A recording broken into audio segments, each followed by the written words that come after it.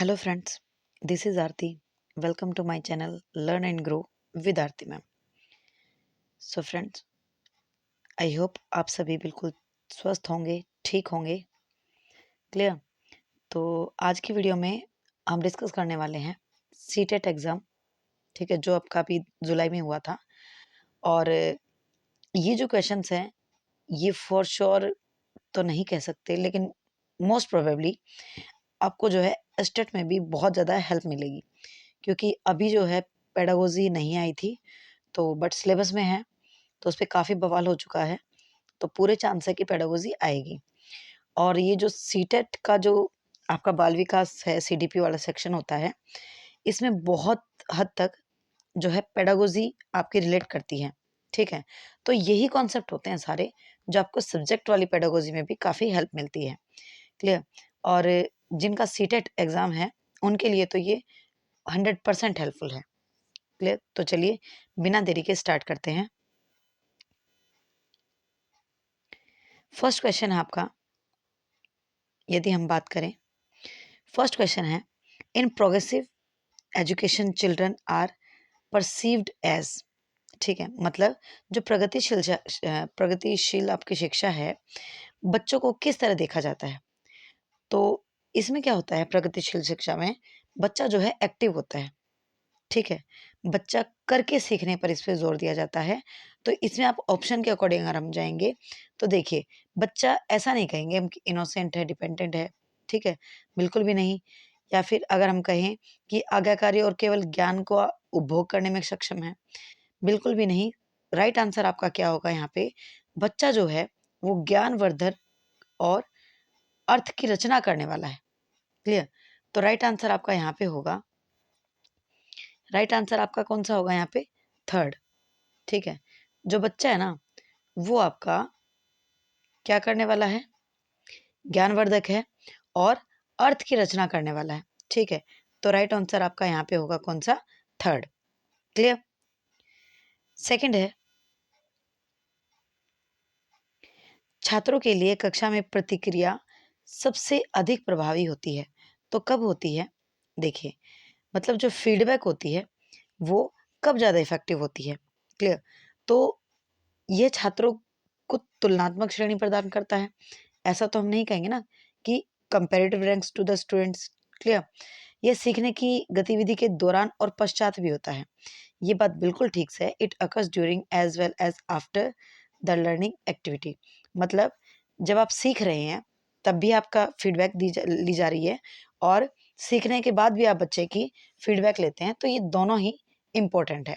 ठीक है, ऐसा नहीं कह सकते कि बच्चा क्या कर सकता है, क्या नहीं कर सकता, और वर्ष के अंत में. तो ये सारी ऑप्शन नेगेटिव है. पॉजिटिव ऑप्शन आपका कौन सा है, पॉजिटिव ऑप्शन आपका सेकंड है अकॉर्डिंग टू ऑप्शंस, और वैसे भी. ठीक है, थर्ड है, क्वेश्चन आपसे कहता है, और देखिए जो सीटेट एग्ज़ाम है, अब पहले के अकॉर्डिंग अगर कंपेयर में हम बात करें, अब थोड़ा सा मुश्किल आता है. मुश्किल इन द सेंस हम कहेंगे टॉपिक सारे वही हैं. ठीक है, सिलेबस सेम है, बट अब जो है लेंदी हो गया है. तो जो स्टूडेंट बिना पढ़े, आई मीन मैं बात करूं कि बिना प्रैक्टिस के अगर वो जा रहे हैं एग्ज़ाम में, तो पक्का उनका टाइम बहुत ज़्यादा वेस्ट होगा, एग्ज़ाम कंप्लीट नहीं हो पाएगा. इस तरह की चीज़ों का उन्हें सामना करना पड़ेगा. तो बहुत ज़रूरी है कि आप सभी प्रैक्टिस भी करके जाएं. क्लियर. तो देखिए, और इस तरह की 6 क्वेश्चन आपको इस पेपर में असर्शन रीजन वाले देखने को मिलेंगे, और यही लेंदी होते हैं. ठीक है, इन्हीं में आपका सबसे ज़्यादा टाइम कंज्यूम होता है. तो ज़रूर आपको प्रैक्टिस इनकी करनी चाहिए.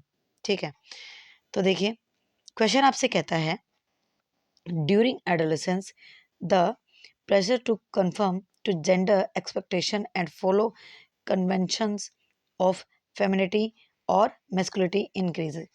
तो देखिए इसमें होता क्या है कि मतलब जो आपकी जब किशोरावस्था में क्या होता है, लगभग जो है ऐसा होता है कि बच्चों को जो इस तरह से कहा जाता है, लड़कियों को ये नहीं करना चाहिए, बाहर नहीं जाना चाहिए, अलग अलग तरह से जो बच्चों पर पेरेंट्स का दबाव होता है. तो इस तरह की बात इस ऑप्शन में की जा रही है, इस क्वेश्चन में. ठीक है, तो ये क्या कह रहा है, बिल्कुल दबाव बढ़ जाता है इसमें. ठीक है, और इसका रीज़न क्या है, जेंडर और जेंडर भूमिकाएं जैविक रूप से निर्धारित की जाती है. मतलब gender and gender roles are determined biologically. नहीं, ये रीज़न आपका गलत है। क्यों गलत है? क्योंकि जो जेंडर रोल है ना, वो आपका बायोलॉजिकली नहीं होता है, वो आपका सोशली होता है। आपका बायोलॉजिकली सेक्स होता है, ठीक है?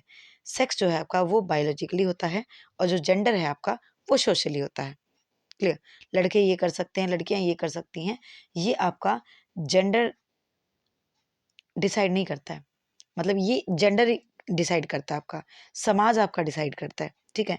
बायोलॉजिकली ऐसा नहीं है कि लड़कियाँ ये नहीं कर सकती या लड़के ये कर सकते हैं, ये नहीं कर सकते। तो इसमें बायोलॉजिकली नहीं होता है, ये आपका सोशली होता है। क्लियर? तो राइट आंसर यहाँ पे आपका क्या होगा? A is true but R is false. देखिए, इनको सॉल्व करने का एक तरीका ये भी होता है, आपने दोनों पढ़ लिया, असर्शन पढ़ लिया और रीज़न पढ़ लिया। अगर उनमें से एक भी गलत है, क्लियर? अगर उनमें से एक भी गलत है, तो आप सीधा नीचे वाले ऑप्शंस पे आएँगे, ठीक है? और अगर दोनों बातें ठीक हैं या दोनों बातें गलत हैं, तो आप ऊपर वाले ऑप्शंस में देखेंगे, चेक करेंगे। जैसे देखिए, यहाँ पे लिखा हुआ है कि A and R both are true, मतलब ये दोनों ट्रू हैं आपके, बट एक में है कि आपका रीज़न सही है और एक में आपका रीज़न गलत है, इस तरह से। तो जब एक भी गलत हो, तो आप तुरंत नीचे वाले ऑप्शन में चेक करेंगे, अदरवाइज़ आप ऊपर वाले ऑप्शंस में चेक करेंगे। क्लियर? तो राइट आंसर यहाँ पे कौन-सा होगा आपका? थर्ड होगा। ए ट्रू है बट आर फॉल्स है। फोर्थ क्वेश्चन कहता है आपसे, सुनीता एक 12 वर्ष की लड़की है, ठीक है? और वो जो है विशेष संगीतीय क्षमता रखती है, ठीक है? मतलब गाने में वो अच्छी है बेसिकली। तो अब क्या है आगे कि उसके माता-पिता दोनों ही निपुण गायक हैं, ठीक है? और वे सुनीता की आवाज़ को और बेहतर करने के लिए प्रशिक्षण कक्षा में भेज रहे हैं। तो सुनीता की यह क्षमता संभावित रूप से किन कारकों से अंतःक्रिया का परिणाम है? तो देखिए, बिल्कुल क्लियर आपको नज़र आ रहा है यहाँ पे कि यहाँ पे जो है उसके पेरेंट्स भी सिंगर हैं, ठीक है? और उसका भी इंटरेस्ट सिंगिंग में है। तो यहाँ पे बिल्कुल क्लियर कट आपको नज़र आ रहा है कि ये हेरिडिटी एंड एनवायरनमेंट का इफ़ेक्ट है ना? उसको एनवायरनमेंट भी वैसा मिल रहा है क्योंकि पेरेंट्स भी उसके निपुण हैं और उसको हेरिडिटी से भी वो चीज़ मिली है क्योंकि दोनों ही उसके पेरेंट्स जो हैं, दोनों में ही जो है वो एबिलिटी है। क्लियर? तो यहाँ पे बिल्कुल राइट आंसर अब होगा आपका थर्ड। फिफ्थ क्वेश्चन आपसे कहता है कि जो सेंसिटिव पीरियड है are those time periods during which certain dash are specially important for course of normal development. मतलब जो आपकी संवेदनशील अवधि होती है, वह समय समय अवधि है जिसके दौरान कुछ डैश। तो देखिए, जो सेंसिटिव पीरियड है वो बेसिकली अगर हम बात करें तो कौन से फैक्टर की बात हो रही है यहाँ पे, ठीक है? तो वहाँ पे आपकी एनवायरमेंट फैक्टर की बात हो रही है, पर्यावरणीय फैक्टर की बात हो रही है, ठीक है? अगर आपको एनवायरनमेंट सही मिल रहा है, तो आप चीज़ों को करने में सक्षम हैं। अगर एनवायरनमेंट सही नहीं है, तो वहाँ पे आपको चीज़ें करने में प्रॉब्लम हो सकती है। क्लियर? एनवायरनमेंट पॉजिटिव है, तो आप पॉजिटिव चीज़ें की तरफ जाएँगे और नेगेटिव है, तो आप नेगेटिव चीज़ों की तरफ जाएँगे। क्लियर? सिक्स्थ क्वेश्चन आपसे कहता है, विद्यार्थियों में समालोचनात्मक चिंतन को विकसित करने के लिए एक शिक्षक को, तो यहाँ पे पूछा जा रहा है आपसे क्रिटिकल थिंकिंग के बारे में, ठीक है? तो एक टीचर को क्या करना चाहिए? तो देखिए, ask only those question which carry single answer. ऐसा बिल्कुल क्रिटिकल थिंकिंग कैसे होगी? क्रिटिकल थिंकिंग मतलब उससे बहुत ज़्यादा बच्चा मतलब सोचे, कुछ मतलब उसके दिमाग में कुछ भी चले, क्लियर? ऐसा नहीं है कि आपने कोई भी वन वर्ड आंसर उससे पूछा और उससे बात हो गया, ऐसा हम नहीं करेंगे। Discourage the student from asking doubt and question. अगर आप उसे डिस्करेज करेंगे, ठीक है? उसे हतोत्साहित करेंगे, तो कैसे ही वो आपसे क्वेश्चन पूछेगा और जब तक क्वेश्चन उसके अंदर जागेंगे नहीं, तो कैसे क्रिटिकल थिंकिंग उसकी निकल कर आएँगी? ठीक है? नेक्स्ट है give questions that involves inference and explanation. ठीक है? नेक्स्ट ऑप्शन देखते हैं, avoid questions which need inference and analysis. Again मतलब क्यों हम उसे अवॉइड करेंगे ऐसे क्वेश्चंस को? ऐसे क्वेश्चन को तो हम एनकरेज करेंगे, इन्वॉल्व करेंगे, जिससे बच्चा क्या हो, व्याख्याओं में जाए, निष्कर्ष में जाए, तभी तो क्रिटिकल थिंकिंग निकलेगी उसकी। ठीक है? तो राइट आंसर आपका कौन-सा हो गया यहाँ पे? थर्ड हो गया। सेवंथ है, एक शिक्षिका खुद से पूछती है, मैं ऐसे अनुभव कैसे प्रदान कर सकती हूँ, जिसमें छात्रों को पर्यावरण में विभिन्न प्रकार की वस्तुओं को वर्गीकृत करने और उनकी वर्गीकृतकरण की स्कीमों का विश्लेषण करने की आवश्यकता हो, तो वे छात्रों में किस बुद्धिमत्ता को बढ़ावा देने की कोशिश कर रही है। तो देखिए, यहाँ पे बात क्लियर बोल रहा है वो कि यहाँ पे बात एनवायरनमेंट की हो रही है, ठीक है, और उसी के बेस पे जो है उसके एनालिसिस की और क्लासिफिकेशन स्कीम्स की बात हो रही है। क्लियर? तो यहाँ पे कोई भी लिंग्विस्टिक इंटेलिजेंस की तो बात नहीं हो रही है, ना ही इंटरपर्सनल हो रही है, ठीक है, और ना ही यहाँ पे कोई भी आपकी बॉडीली काइनेस्थेटिक इंटेलिजेंस की बात हो रही है। तो यहाँ पे क्लियर किसकी बात हो रही है? यहाँ पे बात हो रही है आपकी नेचुरलिस्टिक इंटेलिजेंस की। क्लियर? प्राकृतिक बुद्धिमत्ता की यहाँ पे बात हो रही है। अगर आप चैनल पे नए हैं तो प्लीज़ चैनल को सब्सक्राइब ज़रूर कर लें, ठीक है। सारी वीडियोस आपको बहुत ज़्यादा हेल्प करेंगी। नेक्स्ट क्वेश्चन आपसे कहता है, how does setting mastery goals impact a students motivation and views of ability. तो यहाँ पे देखिए, यहाँ पे बात हो रही है मास्टरी गोल्स की, ठीक है। अगर बच्चे का, इसके लिए एक बहुत फेमस एग्जांपल है आपका, जो आपका थ्री इडियट्स का जो आमिर खान है, जो भी उसका नाम है, रेंचो जो भी उसका नाम है, ठीक है, उसकी, वो किस पे काम करता है? वो अंदर से मोटिवेटेड है उस चीज़ के लिए, ठीक है? इसलिए उसका जो मास्टरी गोल है ना, वो उसको अचीव करने में हमेशा ही, मतलब अगर हम कहें, वो अचीव करता है उस चीज़ को। क्यों? क्योंकि वो अंदर से मोटिवेटेड है। उसको किसी भी बाहरी एस्पेक्ट की या फिर किसी अदर उसको उसकी नीड ही नहीं है बाहरी एस्पेक्ट की। क्लियर? वो अंदर से मोटिवेटेड है, उसमें उसका इंटरेस्ट है। तो यहाँ पे उसी की बात हो रही है, ठीक है? तो पूछ रहा है कि उसके बारे में विचार कैसे प्रभावित होते हैं? तो कैसे होते हैं? तो जो क्या होता है, उसकी ना ये हमेशा इंट्रिंसिक होती है। क्लियर? आपकी एक्सट्रिंसिक तो ये हो ही नहीं सकती, इंट्रिंसिक होती है। दूसरा दूसरा अगर हम बात करें तो ये एंटिटी नहीं होती, मतलब स्थिर नहीं होती, ये वृद्धिशील होती है। क्लियर? तो राइट आंसर आपका क्या होगा? सेकंड होगा कि ये अक्सर योग्यता के वृद्धिशील दृष्टिकोण में बढ़ी हुई आंतरिक अभिप्रेरणा और विश्वास को दर्शाता है। क्लियर? जब बच्चा अंदर से मोटिवेटेड है, अंदर से उसको इंटरेस्ट है उस चीज़ में, तो उसमें क्या होगा? उसका विश्वास भी बढ़ेगा और उन चीज़ों में, मतलब मास्टरी गोल को अचीव करने में बहुत ज़्यादा उसको हेल्प मिलेगी। क्लियर? 9th क्वेश्चन आपसे कहता है कि रमा है, एक टीचर है, तो वो क्या कर रही है? Who is implementing Vygotsky's theory in her classroom. जो वाइगोत्स्की की थियरी है, वो उसको अपनी क्लास में इम्प्लीमेंट कर रही है, ठीक है? And she assign her students to work in groups to complete a challenging task, ठीक है? और उसने क्या किया है कि एक उसने ग्रुप बनाया है, ठीक है? एक चैलेंजिंग टास्क को कंप्लीट करने के लिए, ठीक है? तो during the task one student struggle to understand a key concept. तो उसमें कार्य के दौरान क्या होता है कि एक जो बच्चा है, वो इम्पोर्टेंट जो उसका कॉन्सेप्ट होता है, उसको समझने के लिए स्ट्रगल कर रहा है। क्लियर? तो what would be the most effective way for Rama to help this student. तो मोस्ट इफेक्टिव वे बताना है आपको अकॉर्डिंग टू वाइगोत्स्की। क्लियर? कि क्या होगा जो रमा उस बच्चे के लिए कर सकती है? तो क्या कर सकती है? Provide the student with the answer to the problem so the group can move on. नहीं, ऐसा तो नहीं करेगी कि वो सीधा ही उसका आंसर बता दे, ऐसा नहीं होगा। Encourage the student to try to solve the problem on her own. अगर वो खुद से ही उसको कर पाता, तो इतना ज़्यादा उसे स्ट्रगल नहीं करना पड़ता। क्लियर?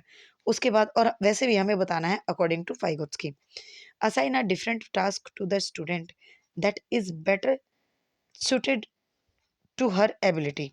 मतलब यहाँ पे वो क्या कह रहा है कि छात्र को एक अलग कार्य सौंपे जो उसकी योग्यता के अनुकूल हो। ऐसा तो नहीं है कि वहां से उसको क्विट करने के लिए कह देगी, ये भी नहीं हो सकता, ठीक है?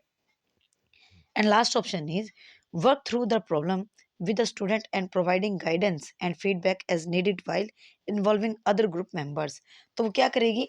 एक गाइड देगी उसको, ठीक है? एक गाइड प्रोवाइड करेगी, मतलब जहां बच्चा जो है उसके एक दूसरे की हेल्प से, ठीक है, मतलब एक आवश्यकता अनुसार जितनी उसको ज़रूरत है, उतना उसको हेल्प मिले और उसके अकॉर्डिंग वो उस काम को कर सके। मतलब छात्र के समस्या पर काम करे, साथ में काम करे, और समूह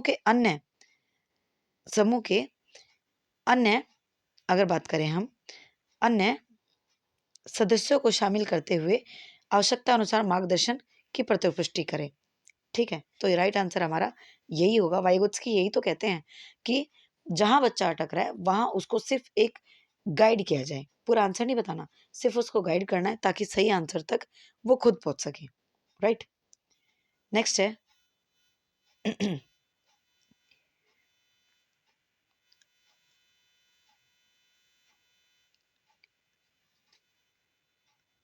होपफुली आपको दिखाई दे रहा होगा दोनों ही लैंग्वेज। क्लियर। नेक्स्ट क्वेश्चन आपसे क्या कहता है,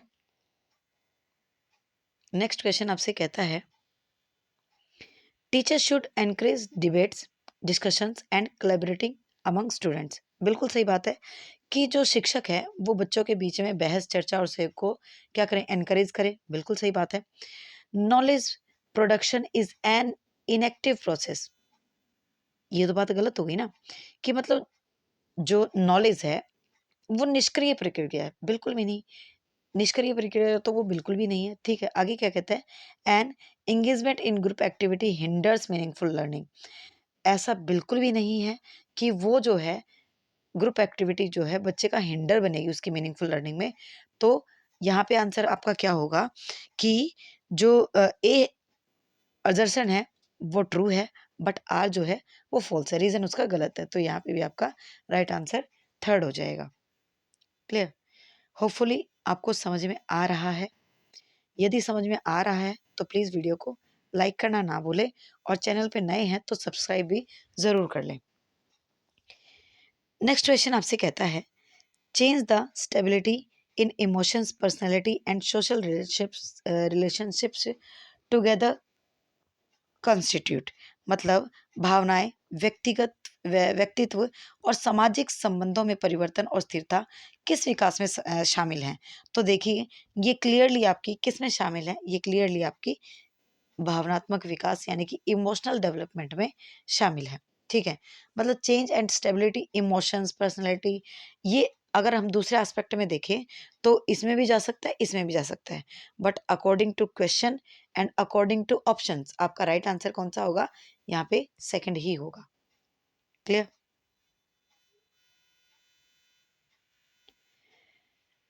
नेक्स्ट क्वेश्चन आपसे कहता है, क्या कहता है, Which of the following correctly describes culturally responsive teaching to cater to diverse groups of students?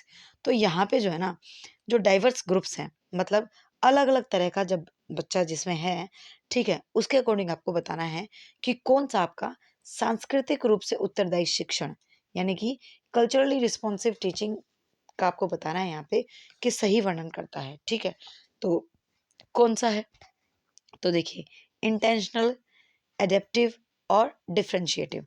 तो ये तीनों ही ऑप्शन जो है आपके बिल्कुल इसको सही डिस्क्राइब करते हैं आपके कल्चरली रिस्पॉन्सिव टीचिंग को। बट अगर हम बात करें स्टैंडर्डाइज तो ये उतना सुटेबल नहीं है। अगर हम हालांकि बात करें, जो स्टैंडर्ड वर्ड है ना वो वैसे नेगेटिव वे में देखा जाता है, लेकिन हर जगह हम इसको नेगेटिव नहीं देख सकते।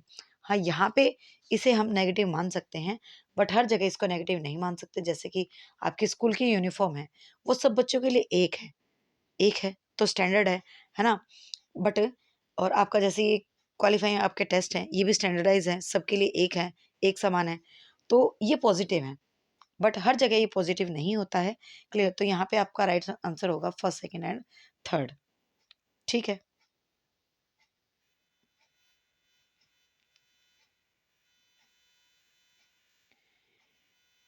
13th क्वेश्चन आपसे कहता है, आई होप आपको विजिबल होगा। स्कूल शुड, देखिए, school should function within framework with assess the finished product and learning outcomes. तो यहाँ पे ये कह रहा है कि स्कूलों को उस ढांचे के भीतर कार्य करना चाहिए जो तैयार उत्पाद सीखने के परिणामों का आकलन करते हैं। तो देखिए यहाँ पे बच्चे को एक उत्पाद बोला गया है, तो बच्चा कोई उत्पाद नहीं है। क्लियर।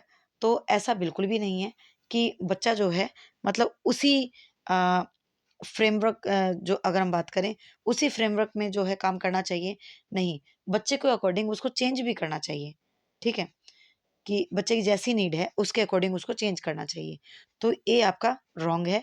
सेकंड क्या कहता है, सॉरी इसका रीजन क्या कहता है, learning is tightly sequentially and hierarchically.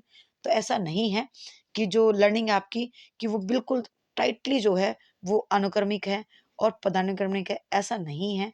Learning भी आपकी जो है अगर हम बात करें कि उसमें भी आपके उतार चढ़ाव होते हैं, ठीक है, तो ऐसा नहीं है। क्लियर। तो यहाँ पे आपका राइट आंसर क्या होगा, A, both A and R false, ठीक है, fourth option is right. Next question आपसे कहता है, according to Lev Vygotsky what is the relationship between language and thought. तो अकॉर्डिंग टू लेव वाइगोत्स्की बताना है आपको कि जो लैंग्वेज के बारे में उन्होंने क्या, मतलब अगर हम बात करें लैंग्वेज और थॉट के बीच में रिलेशनशिप की, वो क्या बात करते हैं, आपको ये बताना है क्या संबंध है। तो देखिए जो वाइगोत्स्की हैं वो शुरुआत में तो कहते हैं कि दोनों अलग अलग हैं, ठीक है, मतलब बच्चे का विचार अलग है और उसकी भाषा अलग है, लेकिन उनके अकॉर्डिंग बाद में ये जो दोनों चीज़ें ना मर्ज हो जाती हैं। क्लियर। तो यहाँ पे ये क्या कह रहे हैं कि language and thoughts are complex interrelated process of development. तो ये इंटर रिलेटेड है, क्लियर, कॉम्प्लेक्स इंटर रिलेटेड है, ऐसा कौन कहते हैं, वाइगोत्स्की कहते हैं। तो राइट आंसर आपका कौन सा होगा, फोर्थ होगा। नेक्स्ट है, यहाँ पे क्या क्या कह रहा है आपसे, which of the following is correctly matched pair. तो देखिए एक तो आपको पता होना चाहिए क्राइटेरियन कौन से टेस्ट होते हैं, नॉर्म कौन से होते हैं, फॉर्मेटिव कौन से होते हैं, समेटिव कौन से होते हैं।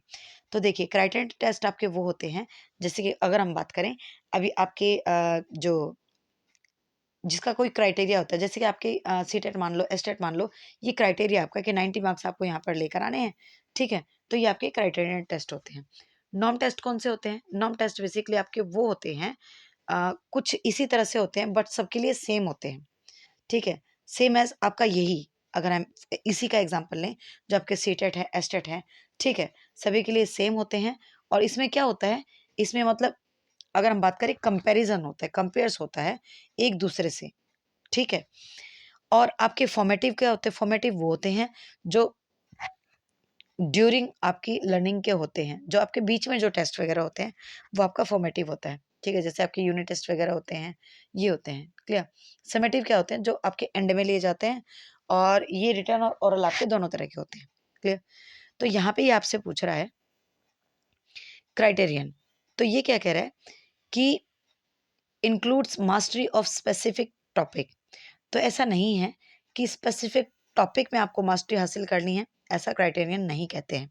क्लियर। नॉर्म्स में क्या है आपका, क्या कह रहा है ये कि साथियों के प्रदर्शन की तुलना करना। तो ये बात यहाँ पे बिल्कुल ठीक है, ठीक है, अकॉर्डिंग टू ऑप्शन, बाकी और भी चेक करेंगे हम। ये बात बिल्कुल ठीक है कि यहाँ पे जो है ना आपका साथियों से प्रदर्शन की तुलना करता है, बिल्कुल करता है, ठीक है। नेक्स्ट, फॉर्मेटिव आपसे क्या कह रहा है कि determining what the students can do before and after. Only before and after नहीं होगा, ड्यूरिंग भी होता है, तो ये ऑप्शन तो आपका कट गया, जैसे ये कट गया था। एंड नेक्स्ट कह रहा है summative assessment involves paper pencil test as well as detailed accounts of non written behaviours. ऐसा नहीं है कि यहाँ पे इनमें पेपर पेंसिल परीक्षण के साथ साथ गैर लिखित व्यवहारों के विस्तृत विवरण शामिल हैं। क्लियर।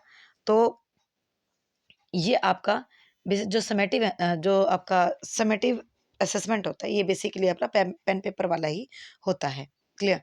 तो राइट आंसर यहाँ पे कौन सा होगा, आपका सेकंड होगा। 16th है, निम्नलिखित में से क्या दृष्टिबाधित विद्यार्थियों को कक्षा में भागीदारी लेने में बाधा डालता है। क्लियर। तो यहाँ पे बात हो रही है विजुअल इम्पेयरमेंट की, तो जो बच्चे देख नहीं सकते यहाँ पे उनकी बात हो रही है, ठीक है, तो उनके लिए क्या चीज़ें यहाँ पे हेल्पफुल रहे, मतलब हिंडर रहेगा, ठीक है, क्या उनके लिए हिंडर रहेगा, क्या उनके लिए बाधा रहेगी, वो यहाँ पे बात कर रहे हैं। तो फर्स्ट ऑप्शन आपसे कहता है इलेक्ट्रॉनिकल फॉर्मेटेड लेक्चर, अगर हम बात करें ट्रांसक्रिप्शंस, तो बिल्कुल ठीक है, मतलब ये वो होते हैं जैसे कि जो बच्चे देख नहीं सकते ना, तो ऑडियो फॉर्म में हम उनको कुछ भी लेक्चर लिख के सुना सकते हैं लेक्चर को, तो ये बात तो ठीक है, पॉजिटिव है।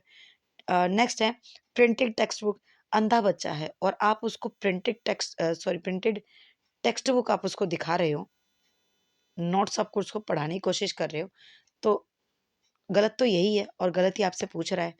अगेन है raised line drawing and maps, ये तो पॉजिटिव होती है, ऐसे जो उभरी हुई लाइनें होती हैं, बच्चा उनको टच करके, छू करके जो है फील कर सकता है, समझ सकता है। टेक्टाइल्स मोड अगेन ये जो है आपका टच और फील करने वाला ही होता है, तो ये भी पॉजिटिव है। तो सेकंड आपका नेगेटिव, और नेगेटिव आपसे यहाँ पे पूछा था।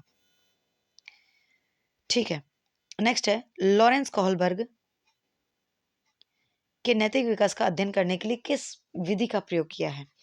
तो कोहलबर्ग ने बेसिकली किसका प्रयोग किया है आपको वो बताना है। ठीक है, नैतिक विकास का अध्ययन करने के लिए। तो देखिए बिल्कुल आपने जब मैंने आपको कोहलबर्ग पढ़ाया था तभी मैंने आपको बताया था कि उन्होंने जो है क्या किया था, बच्चों पर ही जो है एक्सपेरिमेंट किया था। ठीक है, तो उसमें जो है कॉन्फ्लिक्ट बच्चों में पैदा किया था उन्होंने, मतलब डिलीमा एक कॉन्सेप्ट था उनका। ठीक है, बच्चों में मतलब नैतिक दुविधाएं रखना, अनुक्रियाओं का समालोचना करना। ठीक है, मतलब क्या सही है क्या गलत है, ये करना चाहिए ये करना चाहिए, इस तरह से। तो ये उनकी थियरी थी। तो according to options and according to Lawrence Kohlberg आपका राइट आंसर कौन सा होगा, सेकंड होगा। क्लियर। नेक्स्ट है constructivist teaching leads to dash learning by students. तो जो कंस्ट्रक्टिविस्ट हैं, जो आपके रचनावादी हैं, उनके अकॉर्डिंग आपको बताना है। ठीक है, कि रचनावादी शिक्षण विद्यार्थियों को डैश अधिगम की ओर लेके जाते हैं। तो किस ओर लेके जाते हैं, अगर आप बात करें जो कंस्ट्रक्टिविस्ट है वो क्या कहते हैं, वो लर्निंग बाय डूइंग पर बिलीव करते हैं। ठीक है, बच्चा करके सीखे, और ऐसा ऑप्शन आपको कहीं पे भी रोड पे वो नहीं कहते। अर्थहीन तो बिल्कुल बात ही नहीं करेंगे, और ग्रहणशील के अकेले की बात नहीं करेंगे, वो खोज आधारित बात करेंगे, डिस्कवरी की वो बात करेंगे। ठीक है, तो राइट आंसर आपका कौन सा होगा यहाँ पे, 18th होगा। 19th क्वेश्चन आपसे कहता है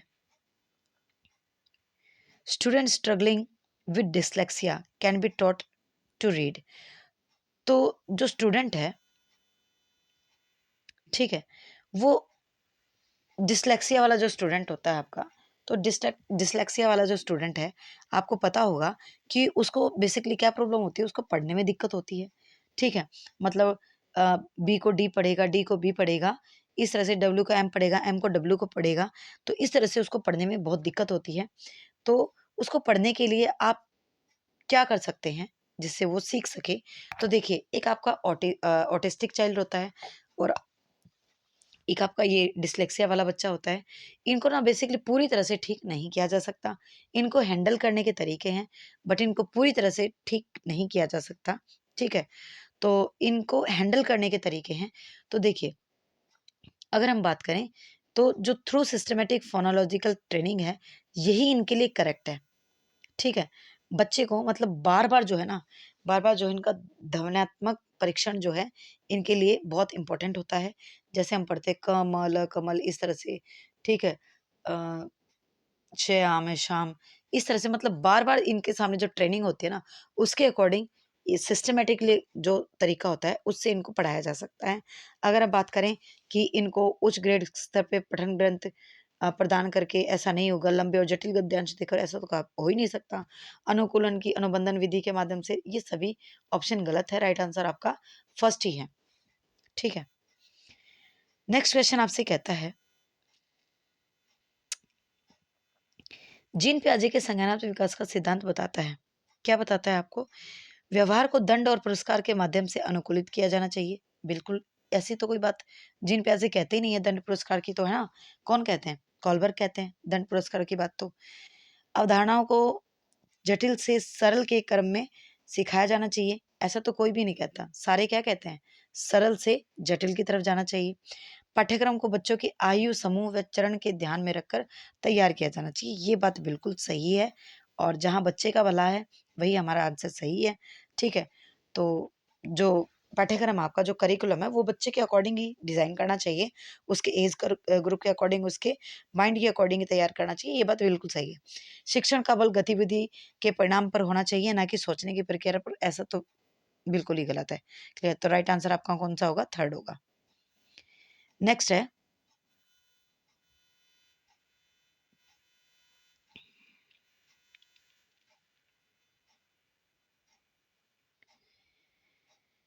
आप एक शिक्षक हैं, जो अपने छात्रों को परासंज्ञानात्मक कौशल विकसित करने में मदद करना चाहते हैं। निम्नलिखित में से कौन सी रणनीति इस प्रकार के चिंतन को बढ़ावा देने की सबसे अधिक संभावना है? ठीक है, तो देखिए कौन सी है। और देखिए पेडागोजी में बेसिकली होता क्या है, जहाँ बच्चे का भला होता है, जहाँ बच्चा एक्टिव है, जो ऑप्शन बच्चे के लिए बिल्कुल सूटेबल है, जहाँ बच्चा कंफर्ट जोन में है, वही उसके लिए राइट ऑप्शन है। ठीक है, तो छात्रों को उनके मार्गदर्शन पर गुणात्मक प्रतिपुष्टि की बजाय अंक देना, तो ऐसा तो बिल्कुल भी नहीं है। ठीक है, कि उनको आप फीडबैक ना दें और उनको सीधा उनका मार्क्स दें उनको, ये बिल्कुल गलत है। छात्रों को अपने स्वयं की सीखने और सोचने की प्रक्रिया पर विचार करने के लिए प्रोत्साहित करना, तो ये ऑप्शन ठीक लग रहा है। बाकी आगे देखते हैं।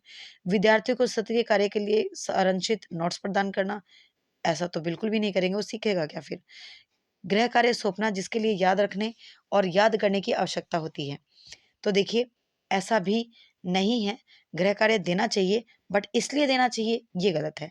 तो सही ऑप्शन यहाँ पे क्या है कि जो बच्चा है वो खुद सीखे, खुद सोचने पर विचार करे, इस बात को हम क्या करेंगे, एनकरेज करेंगे।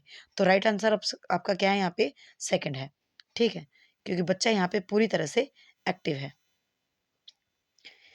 नेक्स्ट है, निम्नलिखित में से कौन सा कथन स्वलीनता के संदर्भ में सही है? स्वलीनता मतलब आपका ऑटिज्म चाइल्ड की बात हो रही है। तो देखिए, जो all autistic people have a least one exceptional skill, मतलब जो ऑटिज्म पीपल होते हैं वो कम से कम एक विशेष कौशल होता है, तो ऐसा तो हम नहीं कह सकते। ठीक है, नेक्स्ट है, जो autism is a neuro development disorder. आगे देखते हैं। जो आपका ऑटिज्म है इसको सोलेली बाय एनवायरमेंटल फैक्टर, तो देखिए ऐसा भी नहीं है कि जो आपका ऑटिज्म है वो एनवायरमेंटल फैक्टर होता है, नहीं। Autism can be cured and improve with age, यानी कि जो ऑटिज्म है उसका इलाज किया जा सकता है और उम्र के साथ इसमें सुधार आता है, ऐसा भी नहीं है। अभी थोड़ी देर पहले मैंने आपको बताया था, जो आपका ऑटिज्म चाइल्ड होता है और जो आपका डिसलेक्सिया वाला बच्चा है, इनमें बेसिकली जो है इनका कोई इलाज नहीं है। ठीक है ना, इन्हें हैंडल करने के तरीके हैं, बट इनका कोई इलाज नहीं है। और ना ऐसा है कि उम्र के साथ ये ठीक हो जाते हैं, ऐसा भी नहीं है। क्लियर, तो ये तीनों ही ऑप्शन आपके गलत हैं। सही क्या है, बेसिकली जो ऑटिज्म होता है ना, अगर हम बात करें तो ये हेरिडिटी भी हो सकता है, हेरिडिटी से होता है, और आपका न्यूरो डेवलपमेंट, ये दोनों ही तरह का क्या होता है, डेवलपमेंट डिसऑर्डर होता है। क्लियर, तो राइट आंसर ऑप्शन आपका सेकंड होगा। 23rd आपसे कहता है कि प्याजे और वाइगोत्स्की के सिद्धांत में एक प्रमुख समानता है, वो आपको बतानी है। ठीक है, तो ये दोनों क्या कहते हैं, ये दोनों आपसे कहते हैं कि भाषा और विचार के बीच संबंधों के बारे में उनके चिंतन। ठीक है, तो इसके बारे में तो दोनों के थॉट्स अलग ही हैं। ठीक है, वाइगोत्स्की का अपना थॉट अलग है और प्याजे का अपना थॉट अलग है, तो ये दोनों ही बातें इनके अलग है। मतलब लैंग्वेज के बारे में इनकी बात अलग है, इनकी बात, दोनों की बात अलग है। ठीक है, सेकंड है, बच्चों के विकास की चरण जैसी प्रगति पर ध्यान देना, तो प्रगति पर ध्यान, ऐसा भी ये दोनों नहीं कहते हैं। ठीक है, नेक्स्ट है, बच्चों की स्वयं की शिक्षा में संलग्नता और जुड़ाव, ये बात ये कहते हैं कि involvement and engagement of children in their on learning. ठीक है, बच्चा जो है अपनी लर्निंग में जो है एंगेज रहे, इन्वॉल्व रहे, इस पर दोनों ही जो है पूरा मतलब इनका फोकस है, वाइगुत्सी का भी और प्याजी का भी। तो राइट ऑप्शन आपका थर्ड ही है। बाकी फोर्थ भी हम देख लेते हैं कि the role of culture in the cognitive process, जो संज्ञानात्मक प्रक्रिया में संस्कृति की भूमिका, तो ऐसी बात भी ये दोनों नहीं करते हैं। तो राइट ऑप्शन आपका कौन सा है, थर्ड है।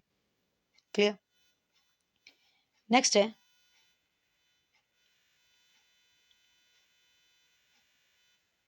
विजिबल है, होपफुली विजिबल होगा।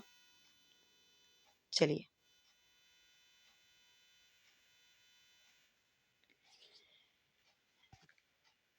नेक्स्ट आपसे कहता है, शिक्षकों को शिक्षार्थियों के बीच व्यक्तिगत भिन्नताओं का सम्मान करना चाहिए और सभी शिक्षार्थियों की आवश्यकताओं के अनुसार अपने शिक्षण को समायोजित करना चाहिए। तो ये बात तो बिल्कुल सही है, पॉजिटिव है ना, बिल्कुल सही है। इसका रीज़न क्या है?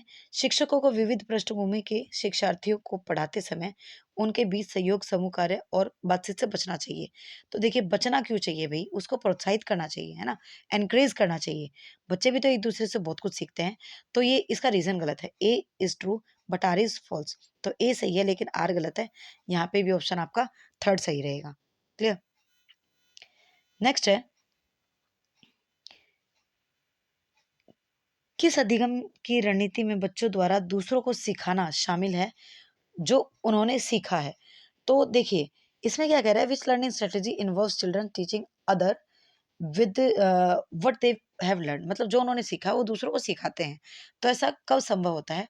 ऐसा होता है आपका किसमें, अगर हम बात करें किसमें होता है ऐसा, रेसिप्रोकल टीचिंग में ऐसा होता है। ठीक है, रेसिप्रोकल कहते ही उसे हैं जब बच्चे एक दूसरे से सीखते हैं।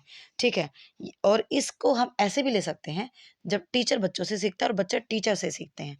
ऐसा नहीं है कि टीचर बच्चों से नहीं सीखते, टीचर भी बच्चों से बहुत कुछ सीखते हैं। तो वहाँ पे भी आपकी रेसिप्रोकल टीचिंग होती है। क्लियर? तो राइट आंसर यहाँ पे आपका फोर्थ होगा। 26 आपसे कहता है, क्या कहता है?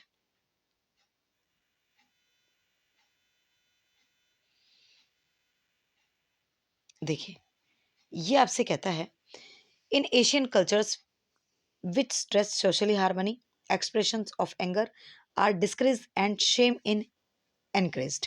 मतलब जो एशियाई संस्कृति में जो सामाजिक भावना पर जोर देते हैं, मतलब जो एशियाई जो आपकी संस्कृति है ना, जैसे अपने इंडिया है, अपने इंडिया के आसपास की सारी कंट्रियाँ जो एशिया कॉन्टिनेंट में आते हैं, तो इनमें ना सामाजिक सद्भावना पर बहुत जोर दिया जाता है कि बड़ों से ऐसे बात नहीं करनी चाहिए। आप खुद देखते होंगे अपने आसपास, राइट? और क्रोध की अभिव्यक्ति को उत्साहित करते हैं, है ना? कि गुस्सा नहीं करना चाहिए, ऐसे कैसे बोल दिया, बड़ों से ऐसे कैसे बात कर ली, क्लियर? और शर्म को प्रोत्साहित करते हैं कि हाँ, शर्म करनी चाहिए, शर्म करो, ऐसे नहीं करना चाहिए, क्या तुम्हें शर्म नहीं आती? इस तरह की बातें आप बहुत ज़्यादा सुनते हैं। तो ऐसा तो है, ठीक है? A is true. And reason क्या है? Emotions are subjective and do not play any role in learning. तो देखिए इमोशंस जो है सब्जेक्टिव नहीं होते हैं और ऐसा बिल्कुल भी कहना गलत है कि इनका आपका कोई रोल प्ले नहीं करते लर्निंग में। इमोशंस आपकी लर्निंग में बहुत बड़ा रोल प्ले करते हैं। तो रीजन आपका गलत है। तो इसमें भी क्या होगा, A is true but R is false. Third option is right. Clear? यहाँ पे आपसे क्या कह रहा है, अकॉर्डिंग टू जीन प्याजे how are children different from adult. बच्चे जो हैं अडल्ट से अलग कैसे हैं? ठीक है, तो देखिए प्याजे के कॉन्टेक्स्ट में बात हो रही है यहाँ पे। तो प्याजे ने क्या कहा था? ठीक है, तो प्याजे ने क्या कहा था? प्याजे ने ये कहा था कि जो अडल्ट्स हैं और जो बच्चे हैं उनके बारे में उन्होंने ये कहा था कि जो बच्चे हैं और जो अडल्ट्स हैं ना, उनके सोचने की जो अगर हम बात करें क्वांटिटी वो सेम होती है। मतलब एक छोटा सा बच्चा भी उतना ही सोचता है जितना कि एक अडल्ट सोचता है। ठीक है, बट डिफरेंट क्या है? डिफरेंट है उनकी क्वालिटी। जो छोटा बच्चा है वो अपने तरह की बातें सोचेगा और जो अडल्ट है वो अपनी तरह की बातें सोचेगा। ऐसा किसने कहा था? ऐसा कहा था प्याजे ने। क्लियर? तो राइट आंसर यहाँ पे आपका क्या होगा? राइट आंसर आपका यहाँ पे होगा बिल्कुल थर्ड ऑप्शन इज राइट। क्या? Children's thinking is qualitatively different from that of adult. मतलब गुणवत्ता में, गुणवत्ता में वो भिन्न होते हैं। ठीक है, मात्रा में नहीं, मात्रा सेम होती है, मतलब उनकी क्वांटिटी सेम होती है।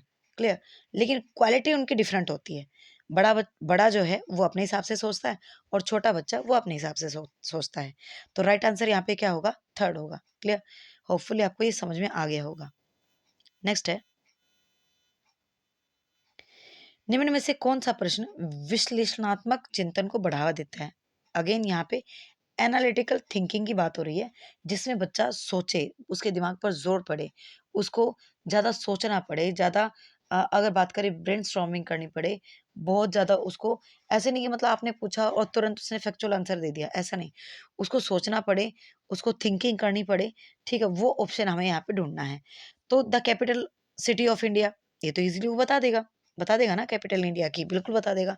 हाउ मैनी स्टेट्स, ये भी वन वर्ड है, बता देगा। ठीक है, और what is the total population of India, ये भी फैक्चुअल है, बता देगा, वन वर्ड है। But what are the various causes of increase of population in India, ठीक है, यानी कि भारत में जो जनसंख्या के वृद्धि के कारण क्या है, विभिन्न कारण बताइए। तो उसमें जो है बच्चा सोचेगा, ठीक है, सोचेगा, विमर्श करेगा और बहुत ज़्यादा उसको उस बात पे जो है थिंकिंग करनी पड़ेगी। तो राइट आंसर आपका कौन-सा है? फोर्थ ही है, क्योंकि फोर्थ ही जो है एनालिटिकल थिंकिंग को प्रमोट कर रहा है। क्लियर? नेक्स्ट है समावेशी शिक्षा की बात हो रही है। तो देखिए इंक्लूसिव एजुकेशन का कॉन्सेप्ट अगर मैंने बताया है आपको कई बार, इसमें बेसिकली होता क्या है? इंक्लूसिव एजुकेशन एक तो सभी बच्चों के लिए शिक्षा की बात करता है, दूसरा सभी बच्चों को उनकी नीड के अकॉर्डिंग पढ़ाने की बात करता है, ठीक है? तो यहाँ पे अगर हम बात करें तो ये क्या कह रहा है कि पहचानना चाहिए कि हर बच्चा एक ही दर से और एक ही समय में सीखेगा, ऐसा तो नहीं है, है ना? इंक्लूसिव एजुकेशन ऐसा नहीं कहती, उसमें हर बच्चे की नीड्स का बिल्कुल ख़्याल रखा जाता है। विशेष बच्चों की ज़रूरतों को पूरा करने के लिए अलग शैक्षिक कार्यक्रम नहीं, इंक्लूसिव एजुकेशन सबको एक साथ पढ़ाने की बात करती है। अलग-अलग भिन्नताओं के अनुसार विभेदित निर्देश दिए जाते हैं, बिल्कुल। बच्चे की क्या-क्या नीड है, उसके अकॉर्डिंग जो है, उसको जो है इंस्ट्रक्शन दी जाती है, ठीक है? तो यहाँ पे थर्ड ऑप्शन बिल्कुल सही है। लास्ट ऑप्शन आपसे कहता है बच्चों के बीच हर तरह की विभिन्नता को दूर करने के लक्ष्य रखते हैं, ऐसा नहीं है, ठीक है? मतलब डिफरेंसेस को खत्म नहीं किया जा सकता इस तरह से, ठीक है? तो राइट आंसर आपका थर्ड ही रहेगा यहाँ पे। क्वेश्चन नंबर 30 आपसे कहता है, क्या कह रहा है? शिक्षक को बच्चों को प्रयोग करने के लिए बहुत सारे अवसर देने चाहिए और उदाहरणों को गैर उदाहरणों पर चर्चा करनी चाहिए। बिल्कुल सही बात है, बिल्कुल सही बात है, ठीक है? मतलब उनको जो है एग्जाम्पल भी देने चाहिए और नॉन एग्जाम्पल भी जो है एक्सपेरिमेंट बच्चों से करवाने चाहिए। बहुत सारे उन्हें अगर बात करें अपॉर्चुनिटी देनी चाहिए, सही बात है। इसका रीज़न है कि बच्चों में गलत धारणाओं से निपटने के का एक रचनात्मक तरीका विपरीत उदाहरण प्रदान करना है। हाँ, ये तरीका भी कहीं न कहीं सही है कि बच्चा जो है एक गलत कॉन्सेप्ट में ना जाए, इसके लिए हम उसको एक अपोज़िट उदाहरण देकर समझा सकते हैं, ठीक है? एक अपोज़िट उदाहरण को दे सकते हैं, तो ये बात यहाँ पे बिल्कुल सही है। तो यानी कि ए और आर बोथ आर ट्रू, ठीक है? And R is correct explanation of A. Clear? तो देख यहाँ पे तो गलत हो गया, ठीक है? राइट आंसर आपका ए है, क्योंकि सही व्याख्या करता है, यहाँ था सही व्याख्या नहीं करता है। ये चीज़ भी आपको अपने एग्ज़ाम में देखनी पड़ती है। तो एग्ज़ाम जो है अकेला इस तरह से नहीं होता है कि आपने कॉन्सेप्ट पढ़ लिया और आप जाकर एग्ज़ाम दे दिया, ऐसा नहीं होगा। आपको प्रैक्टिस करनी पड़ेगी, आपको पैटर्न देखना पड़ेगा, किस तरह से क्वेश्चन पूछे जाते हैं। अब देखिए ऑप्शन आपको 4 तरह से घुमाता है, 4 तरह से ऑप्शन आपको घुमाता है। अगर एक भी ऑप्शन आपने पढ़ने में गड़बड़ कर दी तो आपका 1 नंबर गया, ठीक है? और एक-एक नंबर बहुत मायने रखता है। उनसे पूछिए जिनके 89 आते हैं, क्लियर? उनसे पूछिए जिनके 81 आते हैं। क्राइटेरिया है ना अलग-अलग। तो बहुत ज़रूरी है, ठीक है? बहुत ज़रूरी है आपको पैटर्न का भी पता होना, क्लियर? तो देखिए, ये जो आज हमने डिस्कस किया है, ठीक है? ये बेसिकली सीटेट एग्ज़ाम का है, बट ऐसा नहीं है कि ये एसटेट में हेल्प नहीं करेगा, ये आपको एसटेट में भी हेल्प करेगा और बाकी टीचिंग एग्ज़ाम्स में भी आपको बहुत ज़्यादा हेल्प करेगा, ठीक है? पेडागोजिकल क्वेश्चन कुछ अलग से नहीं होते हैं, इसी तरह के क्वेश्चन्स होते हैं आपके पेडागोजी के और यही होते हैं बेसिकली, क्लियर? यही होते हैं और बहुत ज़्यादा इससे आपको हेल्प मिलने वाली है, तो इसको प्लीज़ सपोर्ट करें, प्रमोट करें, क्लियर? और कैसा आपको लगा? आपको कितना समझ में आया? क्या चीज़ आपको मतलब जैसा भी आपका सिनेरियो रहा, वो कमेंट में ज़रूर बताएँ और यदि आप चैनल पे नए हैं, तो प्लीज़ चैनल को सब्सक्राइब ज़रूर करें। इस चैनल पे आपको बहुत लिमिटेड वीडियो देखने को मिलेंगी, बट जितनी भी देखने को मिलेंगी, आपके काम की देखने को मिलेंगी। तो प्लीज़ अवॉइड ना करें, सब्सक्राइब कर लें। कोई चार्ज इसका आपसे नहीं लिया जाता है, ये बिल्कुल फ्री का होता है, ठीक है? और सेशन अगर पसंद आया हो तो आप इसे लाइक कर सकते हैं और अगर कोई आपका फ्रेंड सर्कल आपका तैयारी कर रहा है तो आप इसे शेयर भी कर सकते हैं, ठीक है? सो आज की वीडियो में इतना ही। Thank you very much. Have a nice day.